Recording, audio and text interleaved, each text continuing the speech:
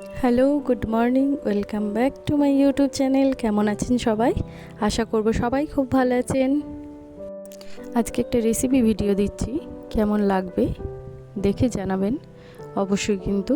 আর আজকের রেসিপি ভিডিওটা হলো বেবি কর্নের। ক্রিসপি চিলি বেবি কর্ন হিসাবেও করা যেতে পারে এটাকে, আর চিলি বেবি কর্নও করা যেতে পারে। তার জন্য বেবিকর্নগুলোকে টুকরো টুকরো করে কেটেছি আর লবণ আর জল দিয়ে অনেকক্ষণ ধরে সিদ্ধ করেছি, ওই 8-10 মিনিট মতো।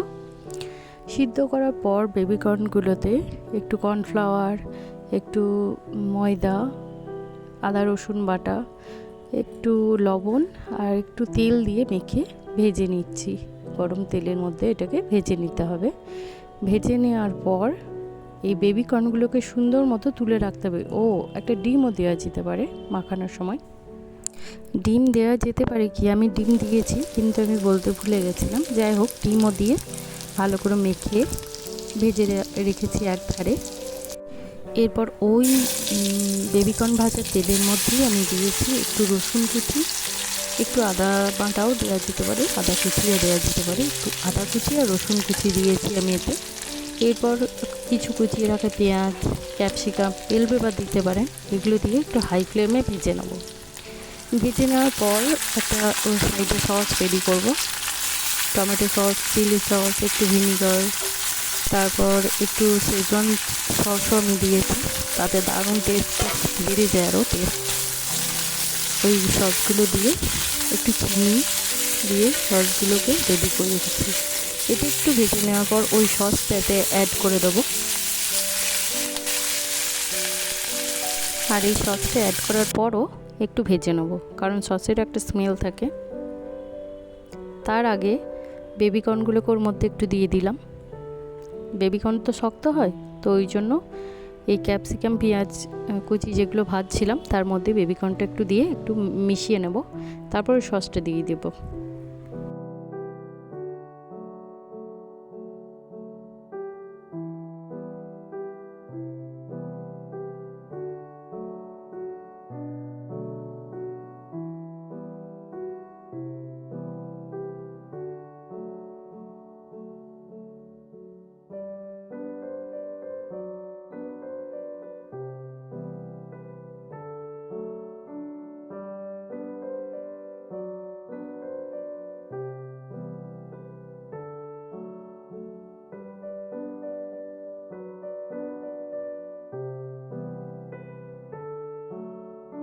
এবার যেহেতু সসটা দিয়ে দিয়েছি, এবার ভালো করে অনেকক্ষণ ধরে মিশিয়ে নিতে হবে, কারণ যত মেশানো হবে তত টেস্ট বেড়ে যাবে।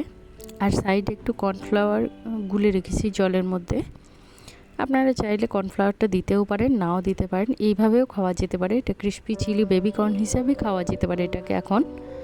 আর একটু গোলমরিচও অ্যাড করব, তাতে টেস্ট আরও বেড়ে যাবে। আর এখানে কিছু পেঁয়াজের কলি ছিল, তারপর কাঁচা লঙ্কা ছিল, সেগুলোকে ধুয়ে কেটে রেখেছি। এগুলো এতে অ্যাড করে দেবো, তাতে টেস্ট ভালো হয়।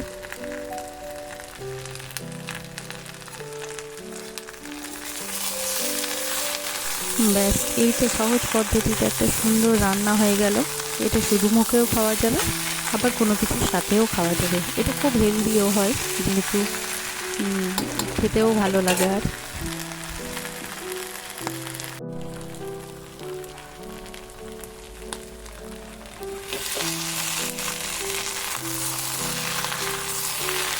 এখনই রঙটা কি সুন্দর এসেছে। আর এতে কর্নফ্লাওয়ারটা দিলে একটু গায়ে গায়ে লেগে যাবে আর কি, এরকম ছাড়া ছাড়া হয়ে থাকবে না। এই পর্যায়েও খাওয়া যেতে পারে, তবে আমি রুটির সাথে খাবো বলে কর্নফ্লাওয়ারটা দিয়ে চিলি বেবিকর্ন করেছিলাম।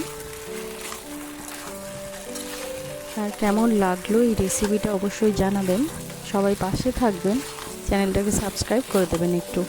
আজ আসি, আবার দেখা হবে অন্যদিন। টাটা।